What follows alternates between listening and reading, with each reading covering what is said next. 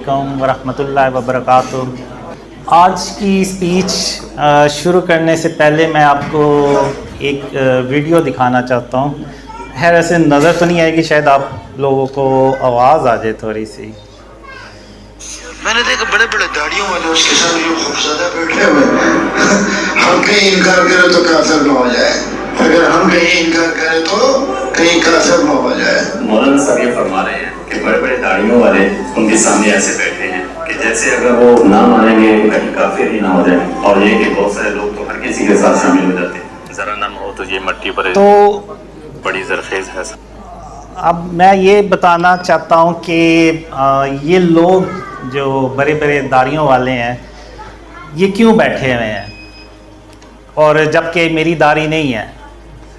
तो उसकी एक ही रीज़न है कि अब मैं आप लोगों के सामने हूँ, ना मेरी दाढ़ी है, ना मैं रिलीजियस पर्सन हूँ, और ना मेरी कोई नमाज़ें हैं, ना मेरा कोई शायद कोई और नेक अमल हो। तो आखिर ऐसी कौन सी वजह है जो आप लोग यहाँ पे आ जाते हैं? तो ये चीज़ मैं आज डिस्कस करना चाहता हूँ। तो ये जो मौलाना हैं इन्होंने कहा कि बड़े बड़े दाढ़ियों वाले ऐसे अल्लाह माफ़ करे खौफज़दा होके बैठे हैं। ऐसी बात बिल्कुल भी नहीं है। मैं इन लोगों के आप लोगों के मशवरे से चलता हूँ, और आज आपने देखा है कि मैंने 3 पीस सूट भी पहना हुआ है। तो ये मैंने लाइफ में पहली बार पहना है, और मैंने इन्हीं लोगों के कहने पे पहना है। तो ऐसी बात बिल्कुल भी नहीं है। अब मैं ये बताना चाहता हूँ कि ये लोग क्यों यहाँ पे बैठे हुए हैं। यानी अगर आप देखें तो पूरी दुनिया से लोग बिलीव करते हैं ड्रीम्स का, तो वो क्यों करते हैं? तो उसकी एक ही रीज़न अल्लाह ने ख्वाबों में दिखाई, 2 रीज़न्स दिखाई।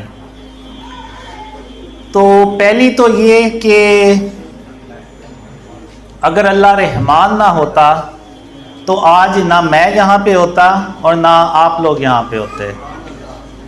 और दूसरी जो रीज़न है, पहले पे मैं थोड़ा सा एक्सप्लेन करूँगा कि 2007 में जब मैं अंधेरों में डूबा हुआ था तो मैं अपने आप से कहा करता था कि जो मेरे नबी मोहम्मद सल्लल्लाहु अलैहि वसल्लम खातमुन नबीयीन वो जालों में चला करते थे, बल्कि जहाँ से गुज़रते थे अंधेरों से भी गुज़रते थे तो वहाँ भी उजाले हो जाते थे अल्लाह की रहमत से। तो मैं कहाँ पे अंधेरों में डूबता चला जा रहा हूँ। तो तब मैंने 2007 में अल्लाह को पहली बार रहमान कह के बुलाया। तो और मैंने अल्लाह से कहा कि बेशक मैं ए रहमान, बेशक मैं गुनहगार हूँ और बेशक तू ही पाक है, और बेशक मैं ही गुनहगार हूँ। और अगर तूने मेरे हाल पे रहम के साथ तवज्जो ना फरमाई और मुझे इन अंधेरों से बाहर ना निकाला तो मैं मोहम्मद सल्लल्लाहु अलैहि वसल्लम का उम्मती होने के बावजूद घाटा पाने वालों में से हो जाऊँगा।